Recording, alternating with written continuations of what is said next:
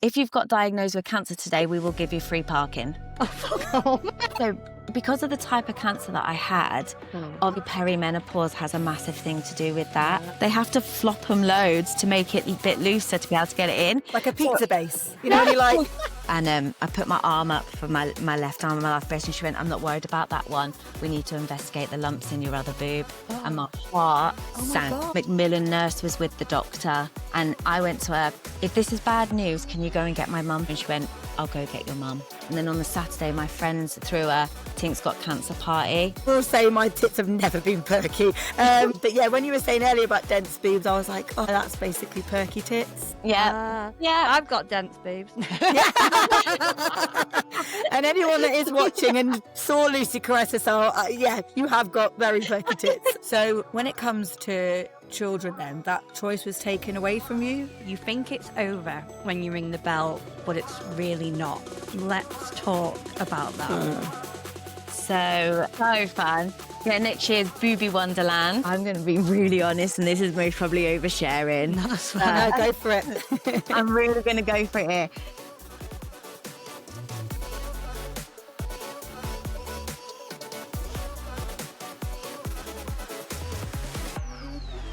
Hello and welcome to Becoming Lucy with me, Hannah. And me, Lucy. So today's episode is honest, open, and well needed. We're talking about breast cancer and why it's affecting more young women than people think. And cases here in the UK are rising currently day by day. Yes, around 1 in 7 women in the UK will develop breast cancer in their lifetime. And even though it is often labelled as an old woman's disease, diagnoses in women under 50 are increasing and fast. And if you're listening, chances are that you know someone under 50 or maybe even under 40 who's been affected. And the thing that shocked us preparing this episode is that nearly 2/3 of young women diagnosed have no family history. So it truly does touch so many of us. Today we're joined by someone who means a lot to both of us, actually. Someone who's walked this path with honesty, humour, vulnerability, strength and a complete willingness to say how things really are. And that's our friend Tink, otherwise known as Zara. And this conversation isn't just about awareness. It's about understanding, it's about comfort, and it's about the truth. Yes, and we're very excited to dig deeper and find out all about your journey, Tink. But first, why don't you tell everyone how you actually know both me and Lucy? Obviously from repping. From the good old Thompson and First Choice days. Although, Hannah, I think I first met you in Tenerife when I was on holiday with... I can't remember her name. That's so rude. Hope she's not listening. Laura. Yes, Laura. and yes. I remember that now. I was going to say Tenerife is a massive blur to me, but I do remember that now. I think there's a picture of us actually outside. What was that bar up the stairs from Brannigan's? It wasn't O'Neill's, but it was near O'Neill's, wasn't it? Yeah. Yes, there. Yeah. Oh, good old days. They were, yeah. So repping, we all worked overseas, didn't we? And where did you and Lucy, what destination did you work together in? Zante. We Yeah, did, Zante. didn't we? Yeah, we Yeah. did Zante. I wasn't there for very long, accident prone. But Yeah. What did you break again? It I was know my where it was. ankle, yeah. Yeah. Oh my God. Yeah. 'Cause that was, it was like a pothole, wasn't it?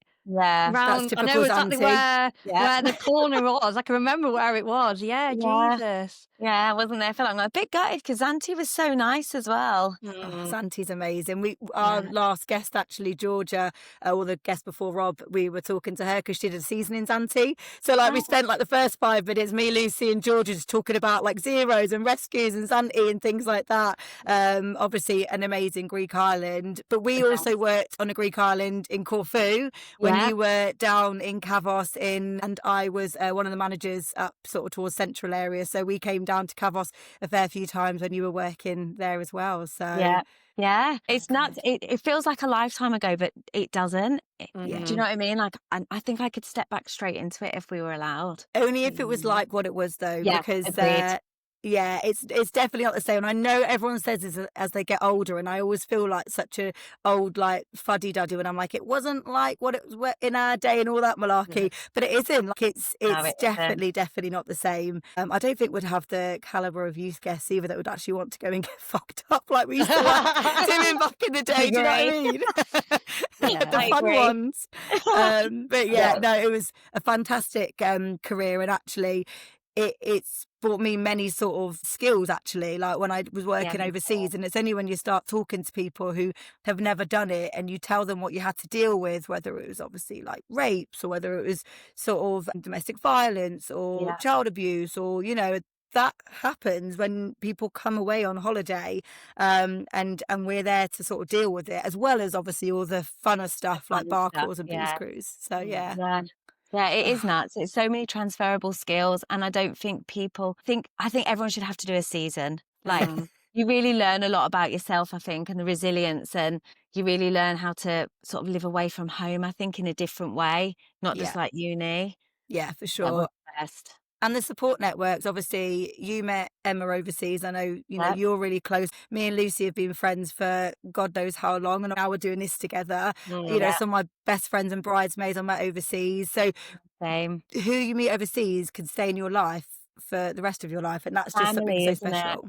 Yeah, Yeah. You were never just friends, you were always family, I think, when you're repping. Yeah, It definitely. was yeah, the Because you live, best. you work with each other, you go out with each other. And I Yeah. think it's just like, I'm going to pick Kenny out here. Like, he can be a random person. Like, it was like over the COVID times where you were allowed out, and he messes me like, "You live near Alton Towers, don't you?" I'm like, "Yeah." He's like, "I'm coming yours tomorrow." I'm like, "Okay." Like, and he's living in Bristol at the time. Do you know what I mean? But it's just like so random. You've got mates who live down the road, which are literally a mile away, and you don't see Yeah. him for 6 months. Like, Yeah. yeah, I think everyone yeah. always makes that extra effort. It doesn't like time, like distance isn't a thing, is it? Like, it's like, No, right, I'll be there, I'll be here. Do you know what I mean? yeah. I've I been to think, Rob's birthday this year, been to Lindsay's, like, as yeah, well. Like, it's just no questions I asked, is know. it? And I think as well, it allows you, like you were just saying, Tink, like it allows you to step into that world again, and you can sit and Yeah. you can reminisce and you can talk about all the different stories and kind of just take yourself away from reality. And even though we've all got great realities, do you know what I mean? It is Yeah. nice to go back there. And we have said we are definitely going to do like a repping episode where we're going to get lots of stories in. Get them ready. Can't wait. We might name and shame, we might keep people anonymous, who knows? Might have a vodka, why not? Let's have a Yeah. juicy loose. Yeah. Oh, Uh, brilliant. Best times. So what I'm going to do now is not go as far back as obviously the repping, but obviously to your story, Tink. Sorry, get that out right. Thinking of overseas Kink. kinkiness. I mean, is that a story in itself? Should we share? Kinky tink, eh? What happened in Zanny? Well, yeah, going back to obviously the start of your journey and the beginning of that, when was the moment you realised that something wasn't quite right? What happened? So this is actually the craziest story. My boyfriend had been a bit of a prick, and he had gone out and hadn't told me he was going out. So I come in from work at 2 a.m. and he wasn't in bed. And I was like, where the heck is he?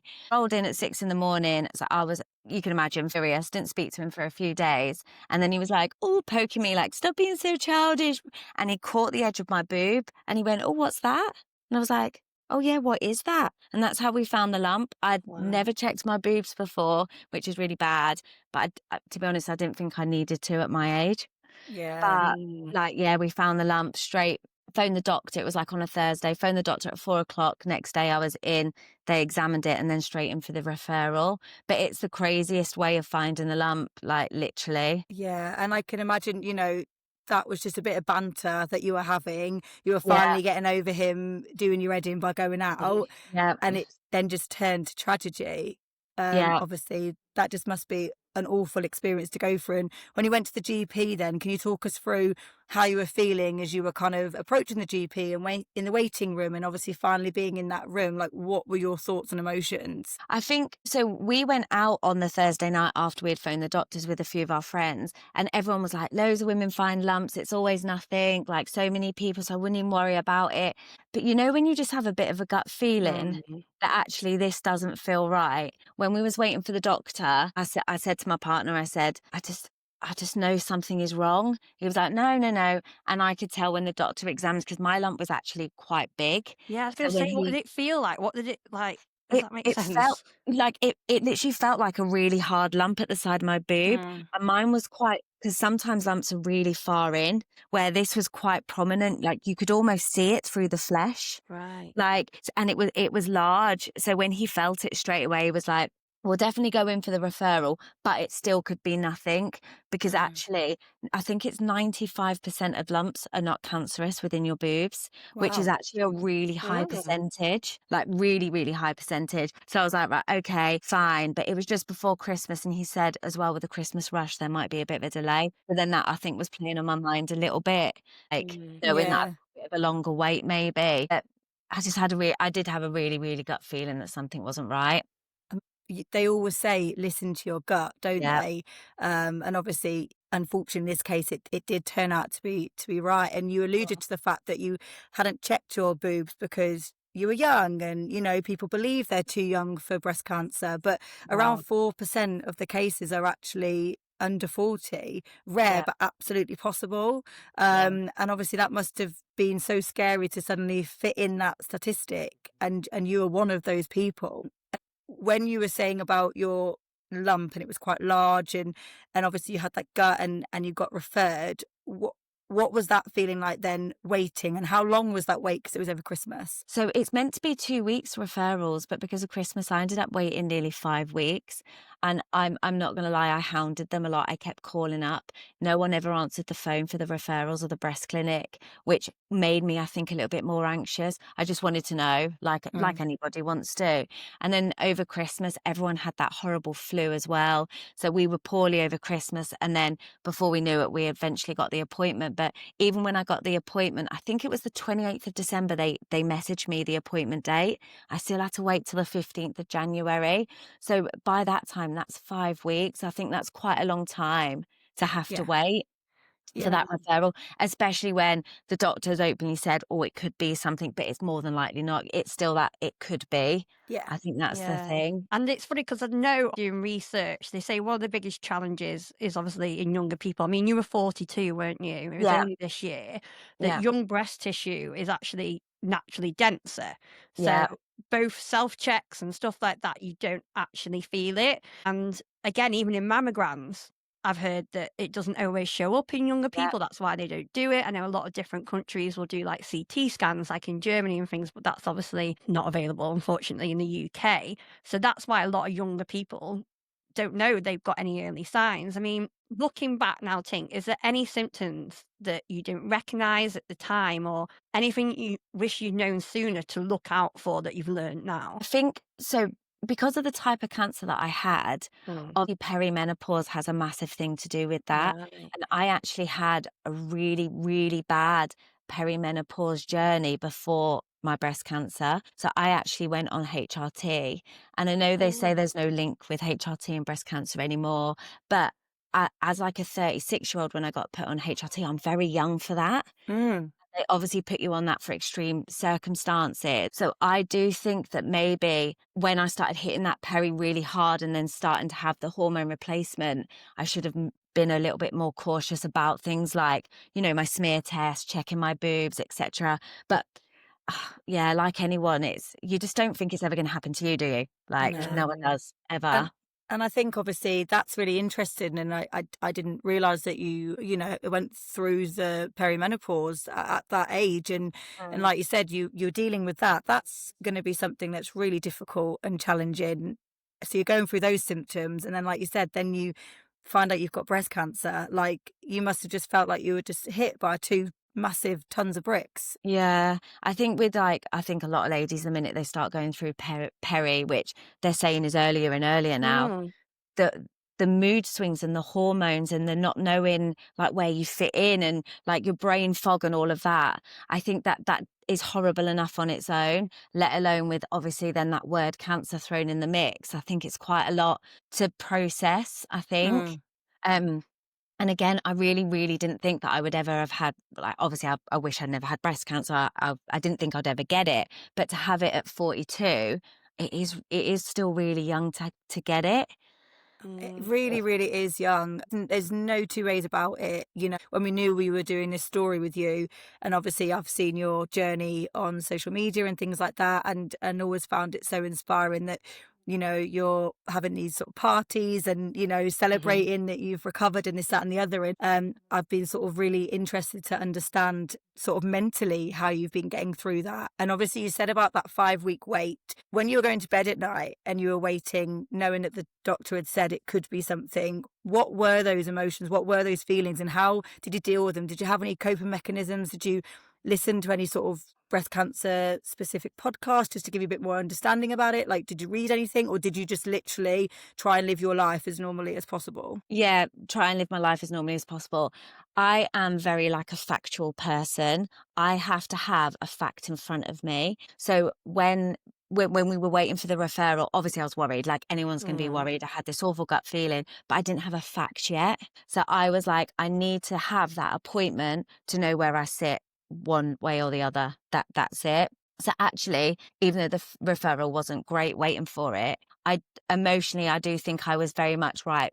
Let's not get worried. I need this fact first, because 95% of women's lumps are not cancerous, and that's quite a large percentage. So that's what we kept just thinking about all the time. But I have awful sleep anyway, again, because of the change in a woman, like the night sweats and everything else. My sleep hasn't been great for years. You know, Google's a wonderful thing when you start Googling breast lump, definitely. like, Yeah. I still needed a fact. Like, I still needed to have it in black and white and someone physically tell me this is what's going on and this is what you've got. Yeah. So when you talk about the referral, so you go to the GP and then you go Yep. for referral. What Yep. happens in that referral? So it's actually very much like a conveyor belt. You sit in a room with women and men. Right. You all wait to go into the first consultant, where they will examine you, and then they will ask you to get changed into a gown, which would then mean that you're going to go through for your mammogram. Right. You then move into a different waiting room, sat in your gown, you have a shopping basket with all your clothes in. Your partner, etc., is not allowed with you in this bit. This is a separate section. You then go in for your mammogram, have that done, come out of your mammogram, and then wait to know whether you've got to go in for a scan, which is again another waiting room. And then when you're in that waiting room, there's all different doors to depending on what you're needing, whether you just need a scan or do you need a biopsy, or where you need to go. And it is very much like boom, boom, boom. Like it is like a conveyor belt of people all day. It's like And a horrific horror film kind of thing, isn't it? Like you it's just on stage and crazy. which one you're going to go into. Yeah. They're so matter of fact, like that. So this was funny at the time. After I got diagnosed with cancer, it wasn't as funny, but now we're looking back in it, it's funny. So we got to the waiting room and I sat on this chair and I went to Lewis, look at that. And on the wall it says, if you've got diagnosed with cancer today, we will give you free parking. Oh, fuck off.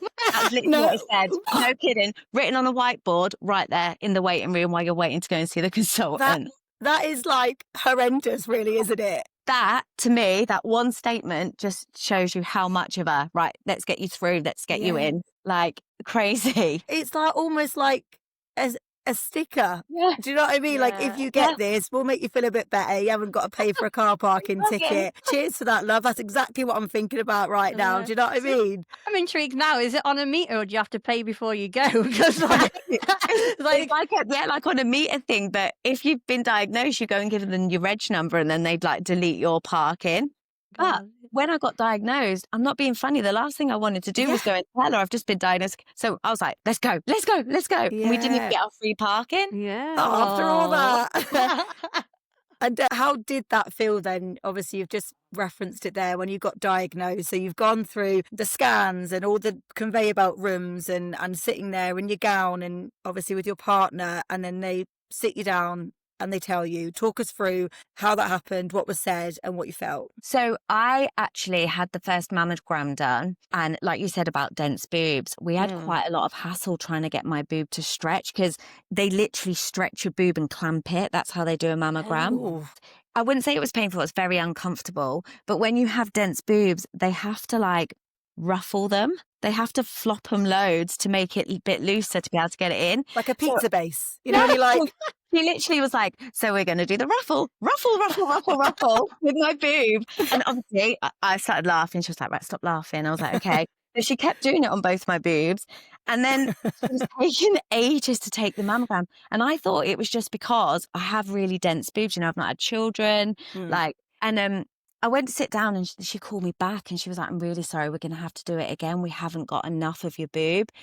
And I think that's when I was a bit like, "Ugh, no one else has been called back for a second time." Called back. She did it again with the ruffling.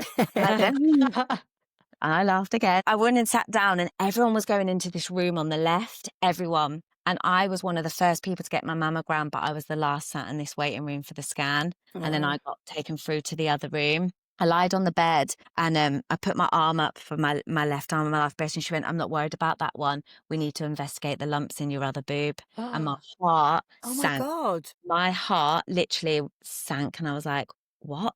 And she found 2 cysts in my right boob. Luckily, they were cysts. So when she scanned it and she said, we're going to pop them now. So they like numbed your boob and they literally popped them. Wow. And she was like, right, they're gone. Let's go back to the left. But that initial bit saying, not worried about that bit, let's look at this bit.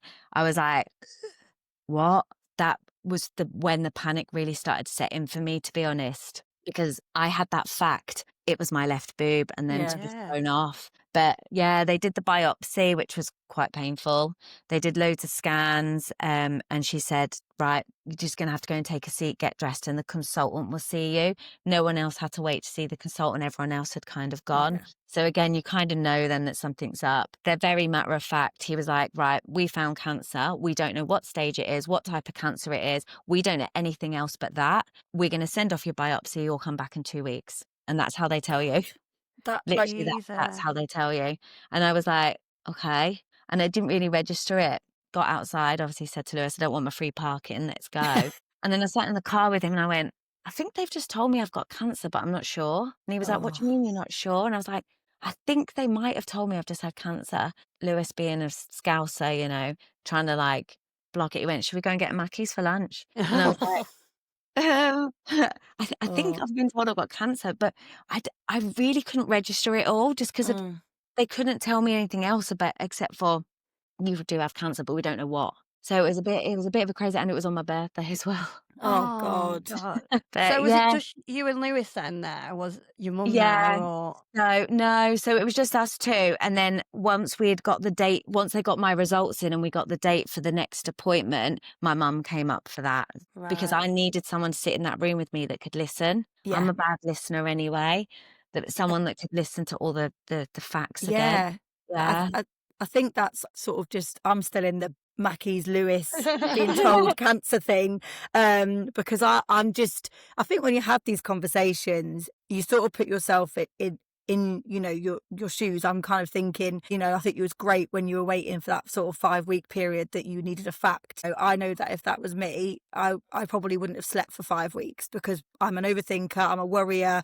I would have been going down every single route that would have killed me in 2 weeks' time. And I couldn't have sort of got through that period. Sounds like you did an amazing job at getting that fact and then moving forward. And then when you were telling Lewis that I think I've just been told I've got cancer, did you cry? Were you shaking? What sort of were you doing at that moment? I actually started second guessing myself. So even when we got told that they had the results in and we have to go and meet the cancer doctor, I was sat with my mum in that waiting room saying, I don't know if he even told me, I had cancer. I think I might have made it up. I was like, I'm not sure if he's told me. Like, I'm really worried you've come all this way from Essex and I haven't got cancer, because they didn't give me anything else apart from you've got cancer, we don't know what type it is. I kind of started second guessing things and I actually didn't really worry about it for those 2 weeks, which I think is a bit nuts looking back, because maybe a blessing as well. Yeah, I still couldn't I literally did start second guessing myself massively that I hadn't been told that and I just made it all up and they were just going to tell us it was another cyst or whatever. I think it's like a trauma response sometimes, isn't it? That you do second guess yourself, because I know, like even with my foot, if someone hadn't took pictures of it, I would have second guessed what I saw that day. Do you know what I mean? Unless it's like, was I being really over dramatic? But I think your body's just like, nah, we're gonna get rid of that, and that's not gonna do us any good. Yeah. when you heard it then for the second time when your mum was there, was that even more of a blow then when you got told again, you're not second guessing yourself, you have actually got breast cancer? Was that then worse to deal with, would you say, emotionally? So you're going to think I'm the strangest person ever. Ah. So I got called in and the Macmillan nurse was with the doctor and I went to her, if this is bad news, can you go and get my mum from the waiting room because I'm not a good listener? And she went, I'll go get your mum. And then I knew, I was like, right, okay. Sat down and he was like, my doctor's amazing. He's very matter of fact. And I like that. No sugarcoating. He went, right, you have cancer, you have grade 1 cancer. This is what we found. This is what we're going to do. And this is how we're going to do it. Literally told us within 30 seconds. Wow. And I said to him, so I've got this music festival I really want to go to. Do you think I'm going to be able to go? Amazing.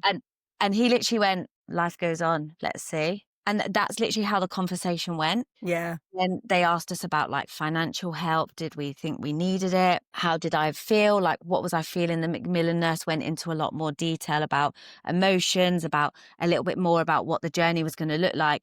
But again, I just was a bit like, okay, well, grade 1's better than any other grade, isn't it? It's the lowest grade. So we're just going to get on with it and deal with it.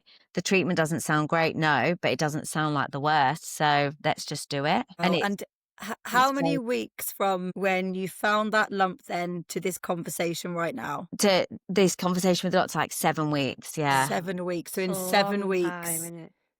but it's like a long time, but also a fucking short time. So short. From like just living your life, being mad at your boyfriend, him coming back, you finding that lump, and then 7 weeks later, you've got a direct doctor telling you you've got cancer.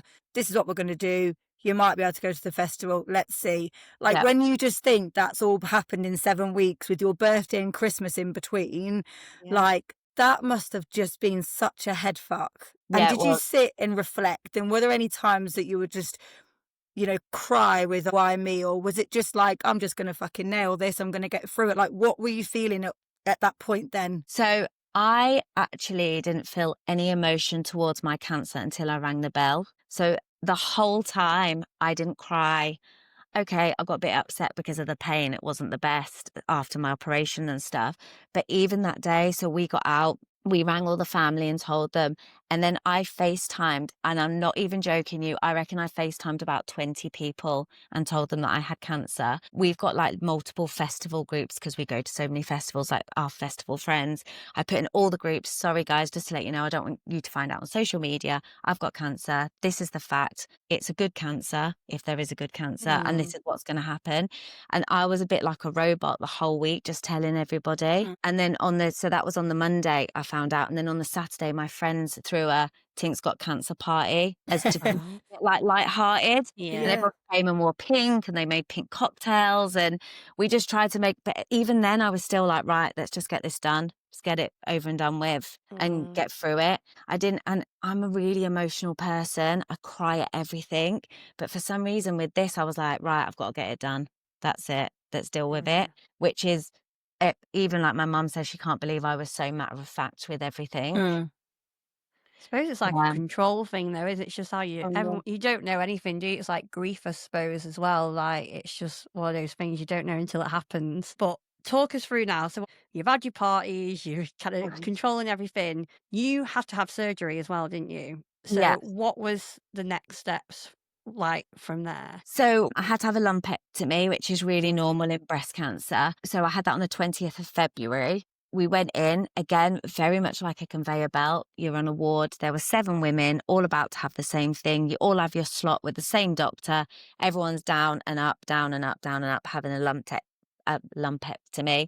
I was the last one, so I had to wait all day watching everyone else go down and come back. It's incredible what they do. They, no matter how big your lump is, the amount they take from your body is actually really small. And you do expect, like a lot of the women were coming back and looking straight in their gown and was like, oh, that's it? Like you expect to see more, which was making me a bit more nervous, the fact I was watching them go in and out. But that bit of relief, Deb's my new friend next to me that I made. Oh, I was about to say, did you make any friends? Breast friends? That's what I said to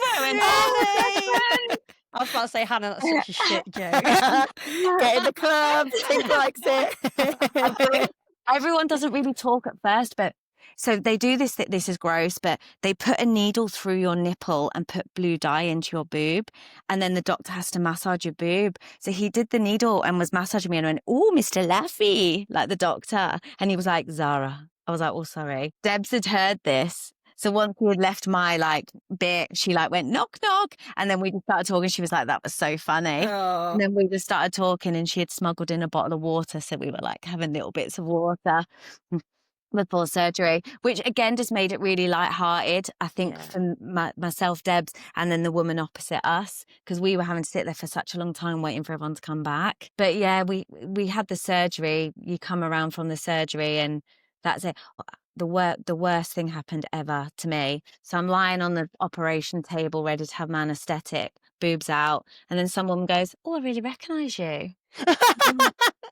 Okay, so I think you planned my friend's wedding last Oh, August. God. And I was like, "Go on." And she said their names. I went, "Oh yeah, that was me." And I'm just there ready for my boobs out, everything. People just don't care, do they? And then you're like, this is great. I mean, if you think this is a moment to talk to me about a friend's wedding, you crack on, love, as I'm just about to have a cancerous lump removed from my tits.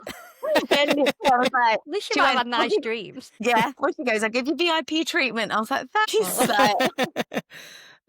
And obviously, from a woman's perspective, boobs are a very feminine sort of part of us, no matter how small, big, whatever they are. Was there any sort of talk about you having to lose your boob? Was that ever on the cards? How did you feel about that? Or were you just like, if I need to lose a boob, but it saves my life, then that's the way it is? Was there anything around that?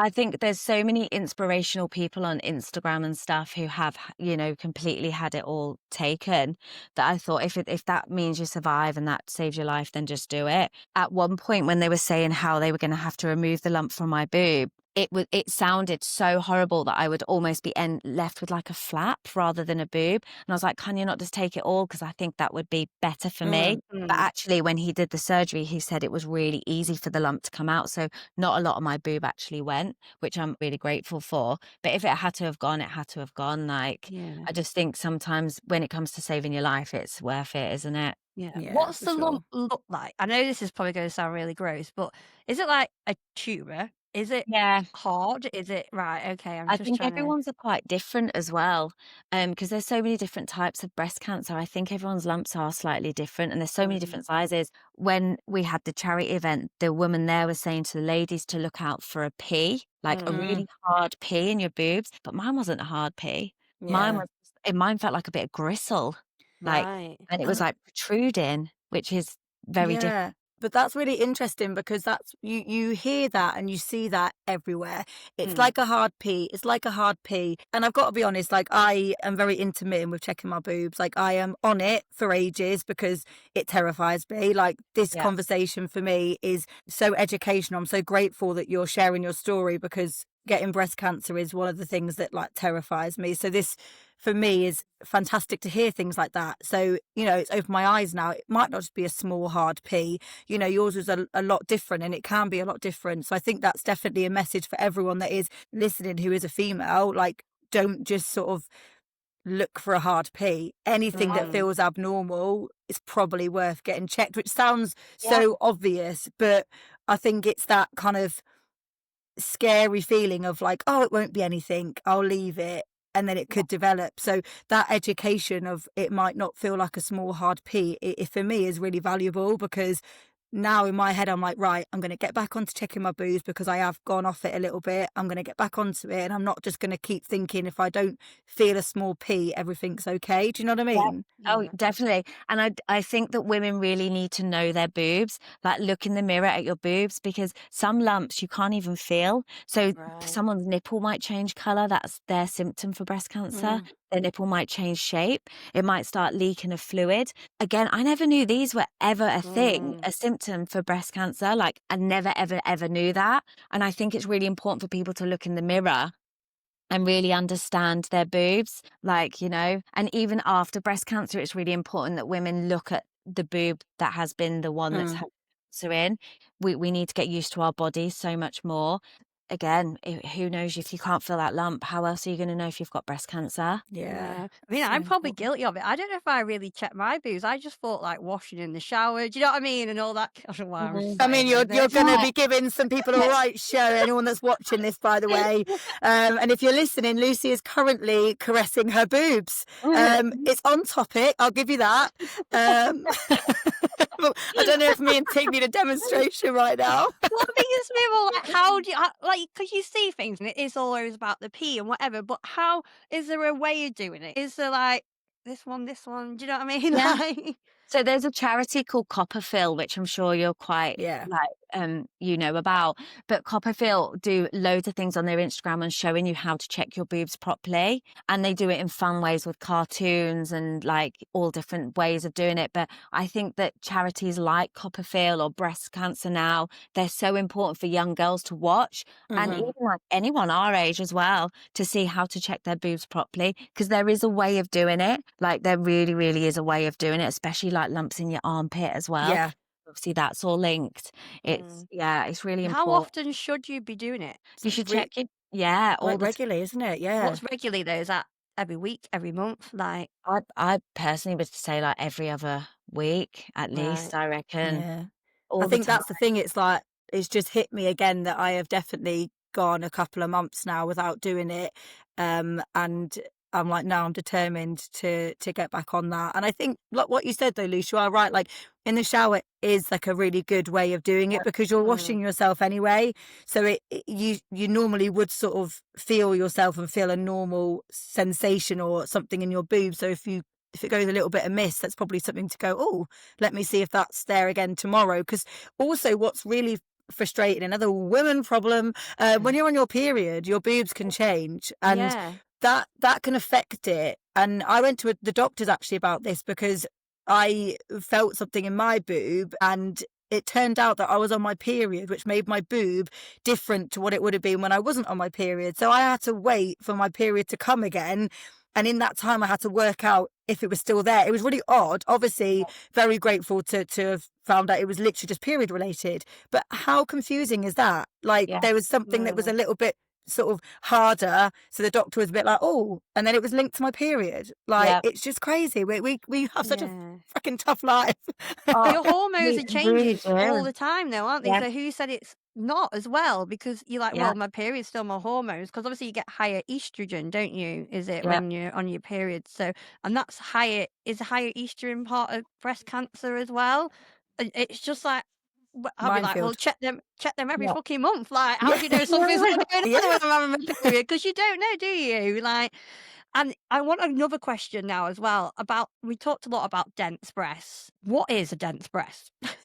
It's just slight, not harder, but almost like pert. Right. Okay. And it doesn't stretch as much. So often when women have children, the breast density massively changes because of breastfeeding and the milk. Oh yeah, I can vouch for that. My although I will say my tits have never been perky, but they definitely have gone a lot lower since breastfeeding. But yeah, when you were saying earlier about dense boobs, I was like, oh, that's basically perky tits. Yeah. I've got dense boobs.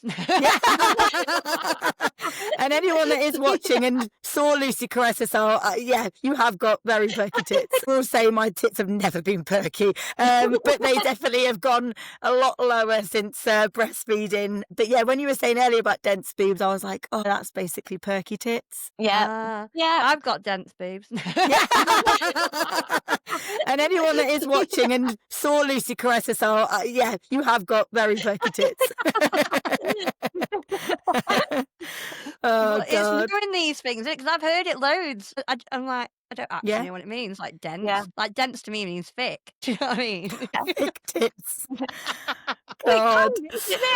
But I think it was well worth an ask because Yeah. it's nice to ask things that maybe other people are thinking, and you get to that kind of situation where you're like, oh, should I ask that? Should I not? So I'm sure that question has helped more than just you, Luce. Yeah.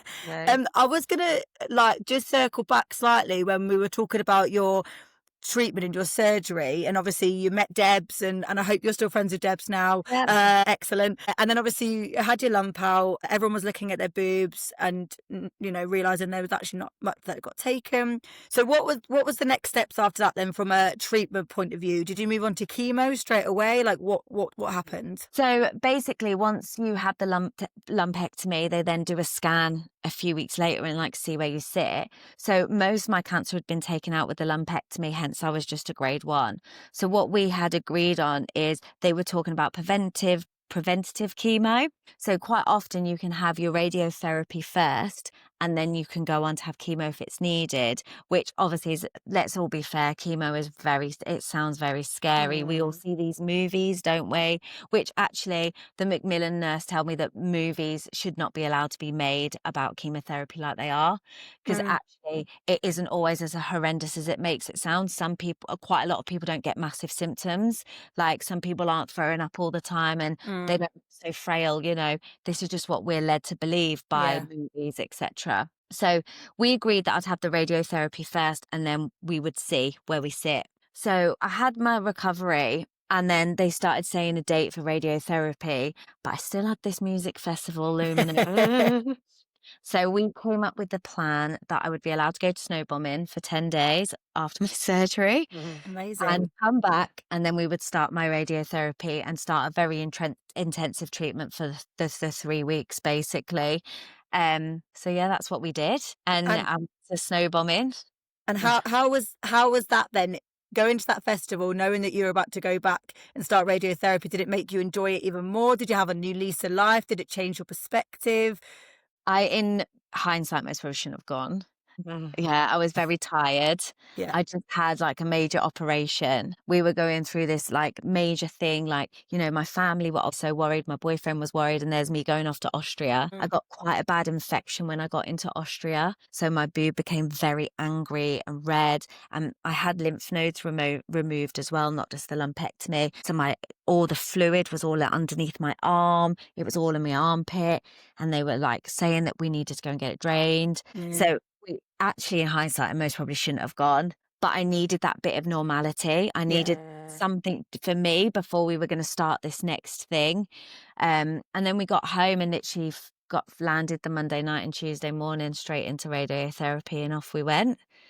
And how was that then? So what does that entail? So you get given, depending on what type of radiotherapy you have, like there's all different intensities. You get given a slot every single day and you go Monday to Friday at that slot every day. You have your radiotherapy. Some people's last as little as 5 seconds. Some last 3 minutes. Like you have your radio, you get dressed and then off you pop. And then you come back the next day and you do the same thing again. So I had to have 15 sessions of intense radio. I actually arrived and sat in the wrong waiting room. So I sat with people that didn't have breast cancer. Everyone for breast cancer was like the next waiting room. But because I'd kind of made friends with a guy there, I wanted to stay. He didn't want to make friends with me, but and so I wanted to always stay in that waiting room. But yeah, my appointment every day was the same time. It was a machine called Maple, and Maple would get ready. I would go in, get my boobs out, off they go, do their thing, and then go home. And that was literally it. Were there side effects to radiotherapy then? Again, everyone's so different. I worked every morning before radio, and then my radio was at lunchtime. Then I'd go and have radiotherapy, and then I'd come home and work from home because sometimes it made me feel quite tired. And especially as the time went on, I felt even more tired. And you'd get like a sunburn. So I had like a red line. And it looked like I'd literally got sunburned boob, just my boob. I got quite bad blisters and my skin became quite rashy and things. But yeah, over time, everyone's so different. Everyone is.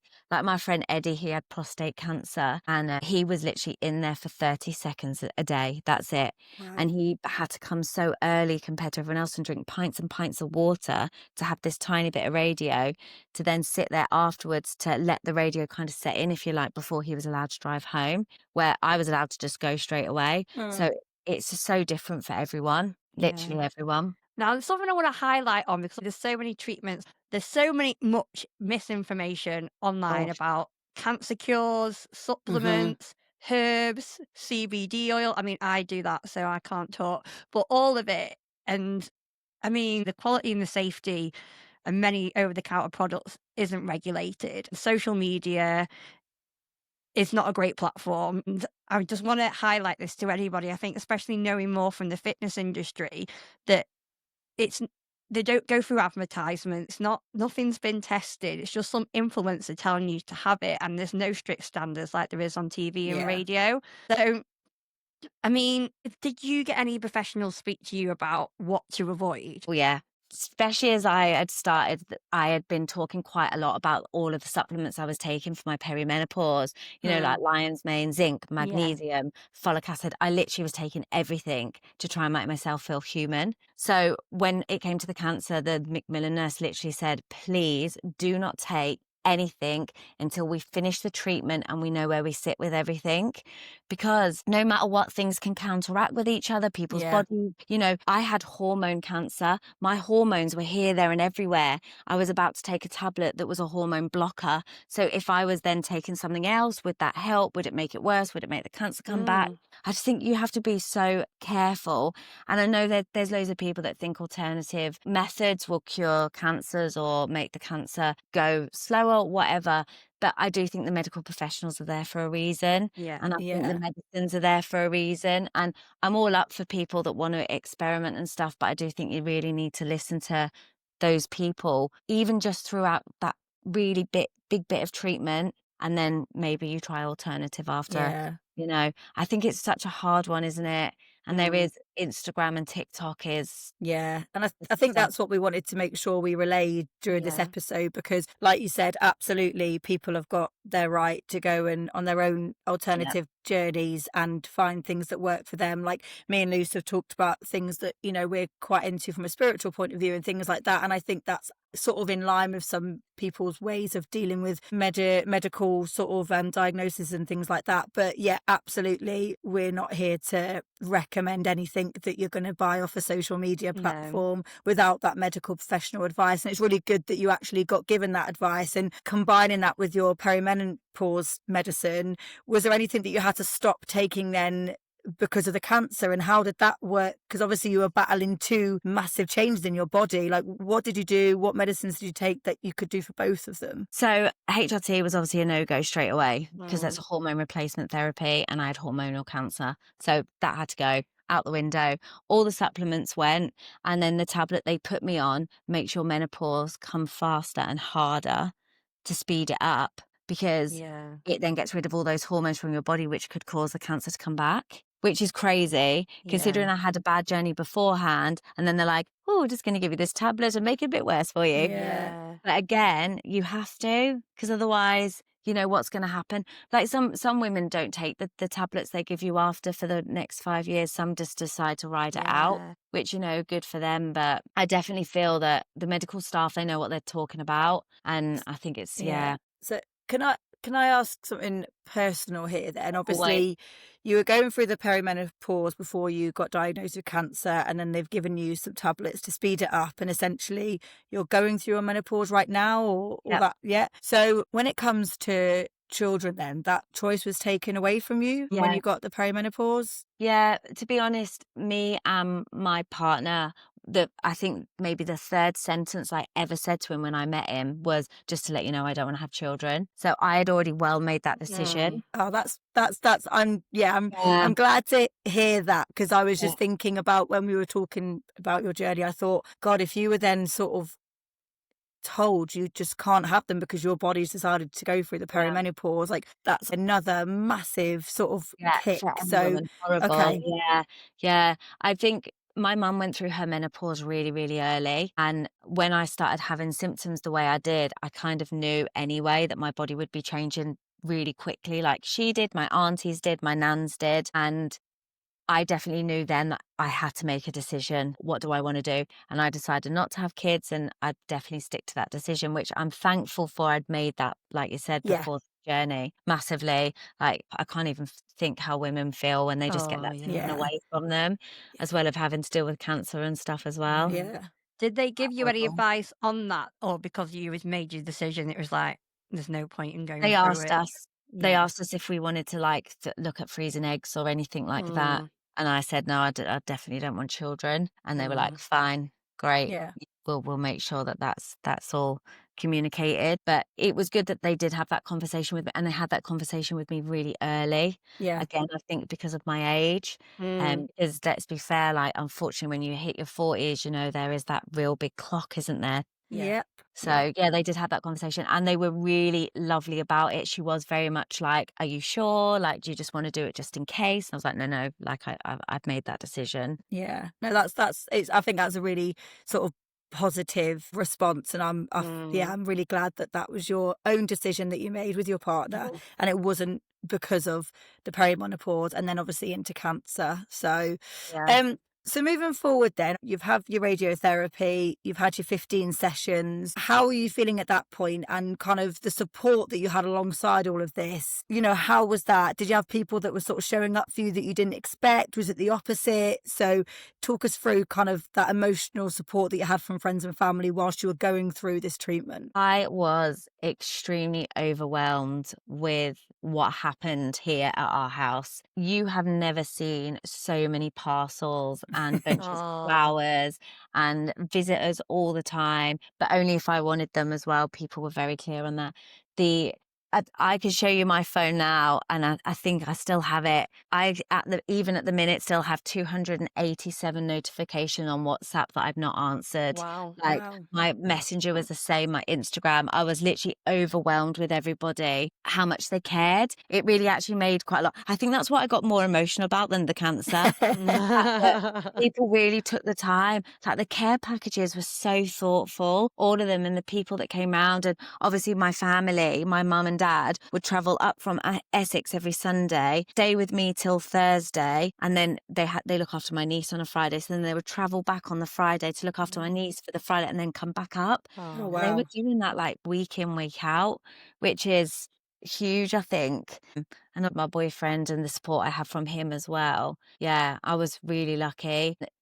When I met Eddie in the waiting room, one of the reasons I think we started talking was I noticed he was always on his own, Oh, and God. he actually had no one. So he didn't have anyone to have that with. Oh. And we had spoke about ringing the bell. And I said to him, "Oh, bet you can't wait to ring the bell." And he's like, "I'm not going to do it. I'm a bit embarrassed." And I thought, that is so sad that there's nobody here to support him or for him to ring the bell for. I know it's for yourself, but it's also for everyone Yeah. else. Like, Yeah. yeah, it was, I'm really lucky girl, like extremely lucky. No, I think that shows your character though, Tink, as well. I was listening to another podcast today, and it's like, when you're older, and we spoke about this on the pod, and you look back and you're not going to remember what size waist you had. You're not going to remember how many followers you had on Instagram. It's how you make people feel. And obviously how Yeah. you've made people feel is what they've reacted to you in that circumstances. They want to show you as much love as they could. Yeah. So I take that as a big kudos to you as well, and your personality, and Thanks. going forward Yeah. to Yeah. help others. It's the thing that made me cry the most, I think, was Yeah. like, honestly, the overwhelming support that we got off everyone. It was amazing. And I'm just thinking of poor Eddie, bless him. And obviously, I take it, are you in contact with him still? You're not? Oh, Yeah. amazing. Oh, we love Eddie. Eddie, this is for you. We support you. Ring that bell. But I think that's like a real, again, perspective shift, listening to you, rightfully so, having the support that you had versus obviously a stranger that you met in a waiting room, and you were able to give your time to that person when you were battling cancer, but actually you put that aside and you wanted to support him, and the fact that you still speak to him now, again, that just shows a real testament to your personality, like Luce was saying. So I think that's amazing that you were able to share and make him feel that he was valued and he mattered, and the treatment he was going through was for himself, but also that there was some stranger that sat next to him that wanted him to ring the bell, and that's just amazing, like amazing. Did he ring the bell eventually then? So he didn't do it, which makes me really sad, because if I'd known that when his day had come, because he didn't really share a lot like that, which is fine. I am a stranger at the end of the day. And he didn't do it, but I think he appreciated the chat every day. And halfway through my radiotherapy, my mum actually got a phone call from the hospital in Essex, and they had a cancellation. She needed major surgery herself, and they said they could give her a date, which was right in the middle of my treatment. So my mum had to go back to Essex, and we didn't know what we were going to do about radio, and we just popped in a group chat with our friends. Look, I need people to take me Monday to Friday to this radio, and you should have seen everyone. They did a rota, like Wow. days in, and they all came and met Eddie as well. Oh, that's lovely. Yeah, it's so good. And going back to the bell, because I know it's something that you've said to me, which stayed with me. You think it's over when you ring the bell, but it's really not. Let's talk about that. So you ring that bell and everyone thinks that is literally you done. But then this sounds like I'm saying this from a movie, like from a movie script. You ring that bell, everyone sends you the well done message.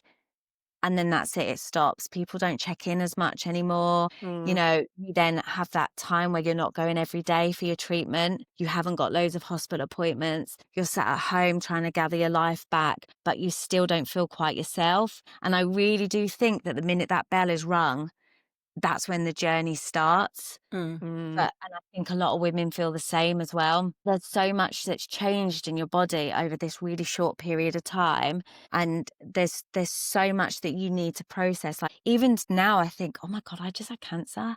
Like I still think, do you know what I mean? That's crazy. Yeah, it absolutely is. And I Yeah, think that journey that you're explaining, is it a journey of fear that it's going to come back? Is it I don't have a routine anymore? You know, what is that journey, and can you explain what you mean by that? yeah.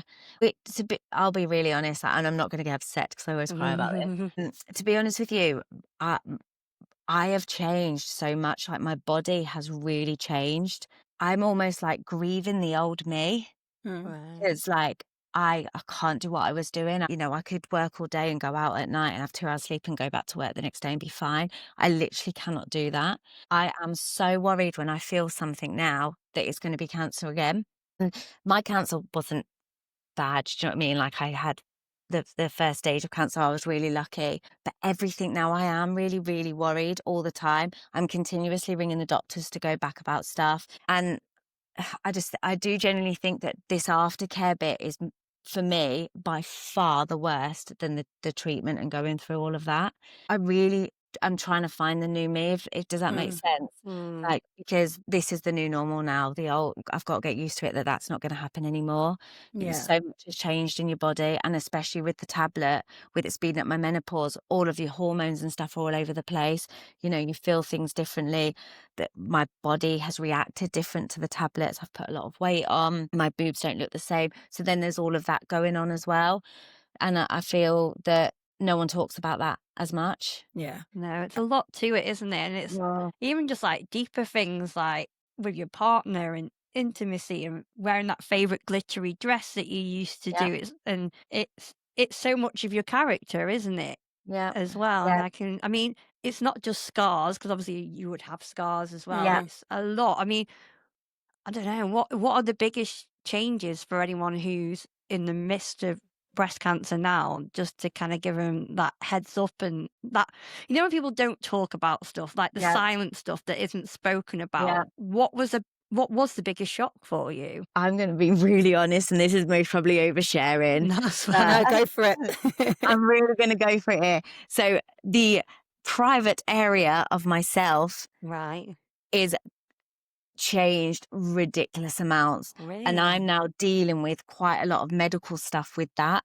Nobody talks about the UTIs. No one talks about the fact that, you know, it really changes the way it looks and feels down there. And people don't talk about the fact that you have no sex drive at all. Like intimacy, what is it, intimacy? Like, Yeah. you know, all these things that they don't even tell you about. The sweating, you know, that's quite a big thing for me. You know, when I'm talking to a bride or groom and I can feel beads of sweat dripping down my head, that's not me. The weight gain, the fact that my body does look very different. I've got weight in places that I've never had weight before.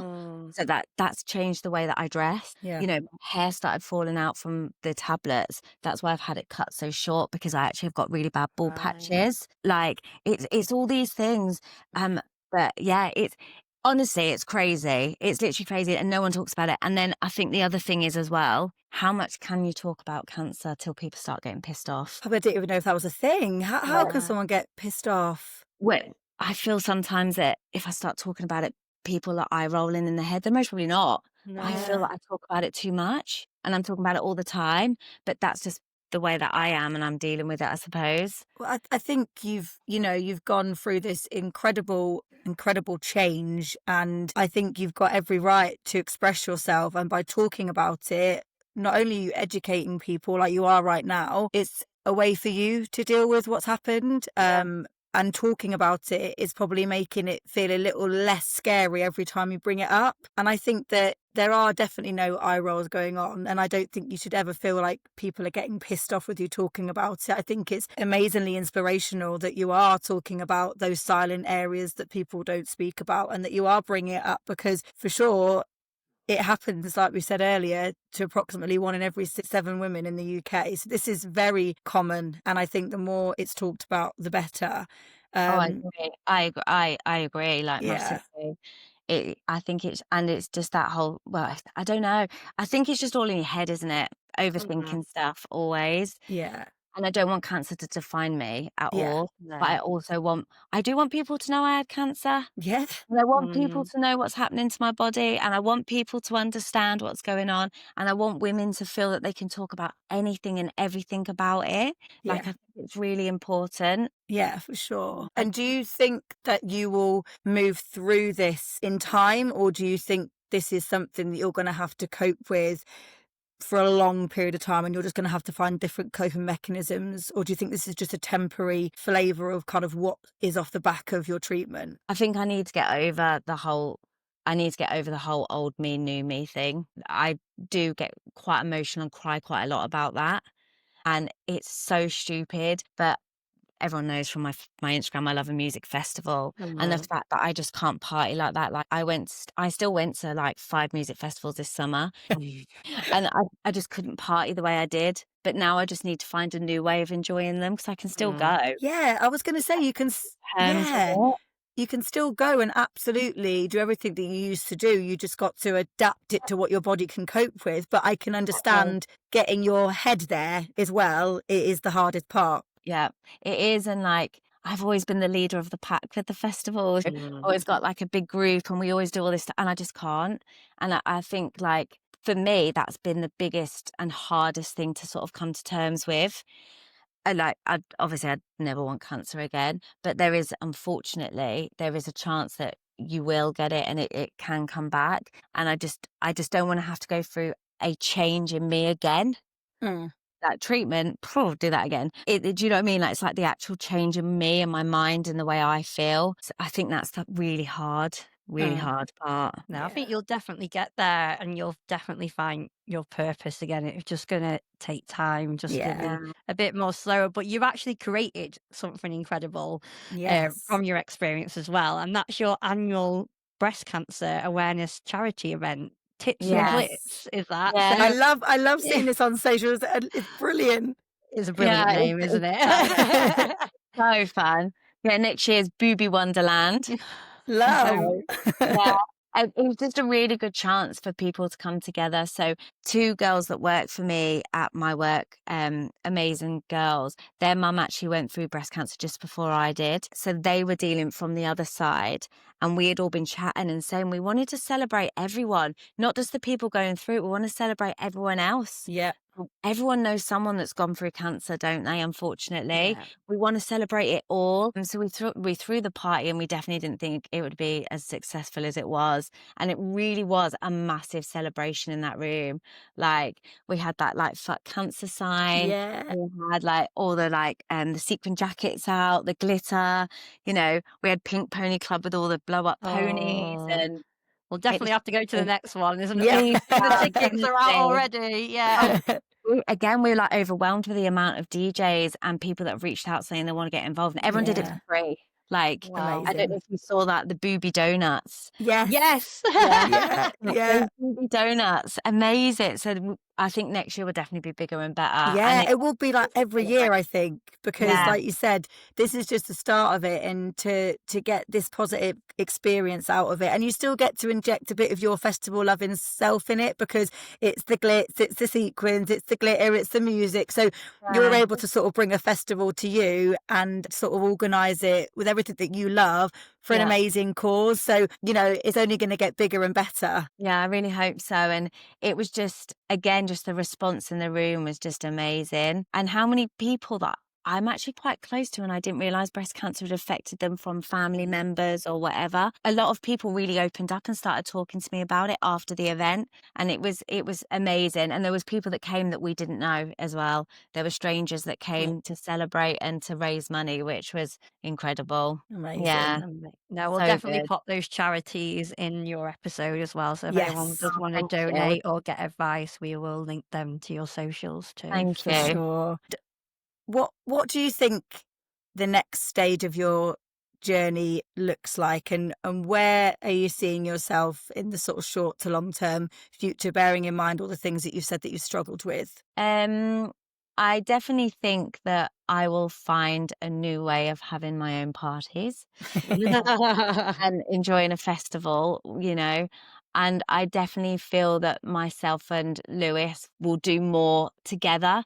I think that's one thing before the cancer, like we didn't really do a lot, just the two of us. We tend to always do it in a group, but actually we really do appreciate doing things with the two of us. And like everyone says, you have to live life to the full, don't you? There's so many things we want to tick off our list, places we want to go, things we want to do. I've just started a new business because I thought I wasn't busy enough. So I want to like, really help that business flourish. So I think concentrating on all the positives rather than any of the negatives, and just forgetting about that whole old me, you know, I want myself back. I think I just need to move forward, and I will. I know I will. I really will. I think it's just getting there with it. Yeah. No. And for anyone listening, or any woman, it could be any man, men get it as well, don't they? Like you say, what would you say to her? And I also want to point out, because you also had an experimental trial, didn't you? Yeah. So was that a good route to go down? Was it not? Also, like, was it just you? Or, I mean, what would you say to these women and men who are just being diagnosed today? I definitely think make sure you know who your support network is. Like, get a good support network around you, because everyone does have a support network, Yeah. no matter what. There is always a support network there, even if it's from strangers or from a charity. Yeah. There is always people there to help you and support you. And I definitely think that you just need to be selfish and get your head in the game. In a cancer journey, you are actually the most important person to think about. Yes, everyone else around you, you know, they have emotions and stuff, but you really need to be selfish and look after yourself. You know, if you want to deal with it this way, you deal with it that way. And one thing someone told me, a young girl that actually had stage 3 cancer in like 4 areas, she told me that no cancer is ever invalid. So whether it's a cancer that just gets removed and your journey's done, or whether you are going through a longer journey in cancer, every single cancer is valid. And, you know, you're allowed to be emotional about it. So really do feel your emotions, get in touch with your emotions. God, yeah. I mean, I think anyone that has battled cancer is a hero, because to hear that you've got it must be absolutely crushing. And we've obviously talked a lot about that as part of this episode. And I just think that it's incredible that you've been told that, you've gone through it, you've had your treatment, you're on the other side, you're going through this next stage of your journey, and then to be able to offer that advice as well, it's just so inspirational. And I think with everything that you've told us about and where you want to be in the future, we always ask the same question to all our guests. And I think it's really, really important now to ask you, Tink, who are you becoming now? I am definitely becoming the new Tink. I actually want to change my name to Tinkerbella Cinderella Britney Spears just to celebrate me finishing cancer. And that when my boyfriend eventually asks me to marry him, he has to say it at the altar. Yes. I love that. I think It's like even if you... supercalifragilistic. Right, And literally, Or it reminds me of Princess Consuelo Banana Hammock from Friends. that's it. Do you know what?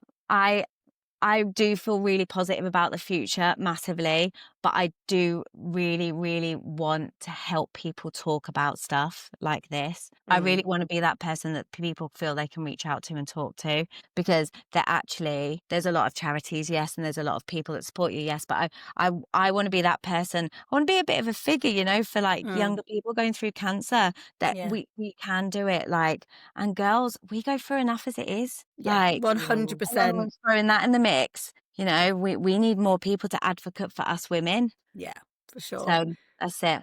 Well, I want to thank thank you. No, No, thank 100%. you. And like you say, you're not expected to be the person you were before anyway, because you're someone new now and you're definitely someone stronger, and you're going to be helping a lot of others. I do believe sometimes, I know it's shit, but we go through these situations to be there for others, to be a guide. Yeah. So this kind of is towards the end of our episode. And Yeah. like I say, for anyone who is battling out there, you obviously are not alone. When the chapter feels like it's the end, like Tink says, ringing the bell, just let it come slowly, let it come gently, and let it come with grace as well. And you're not alone at all. No, I was just going to say, I think the main thing is check your fucking tits. Yeah. Check your tits, for sure. Everyone. Get to know them. Yeah, get to know them. But thank you so much, Tink. We've really appreciated you coming on here and being so open and trusting us to have this conversation with you. It's been so educational, and it's been really interesting to know this and understand this journey. So thank you so much for opening up. It's been a fantastic conversation. Thank you so much for having me. Thank you. It's been a great pleasure. 100%, it's been a great episode. And with that, I'm going to say goodbye from me. Goodbye from me. Don't forget to check out our other episodes. And goodbye from... Yay! Well, Britney Spears, Zara Natasha Ward. Yeah. Brilliant. And like Hannah says, don't forget to like, subscribe, tap the stars. And no, Dad, you don't have to pay anything to subscribe. It just lets you know when our next episodes are out. So, yeah. Thank you very much, and we'll see you next week. Bye. Bye.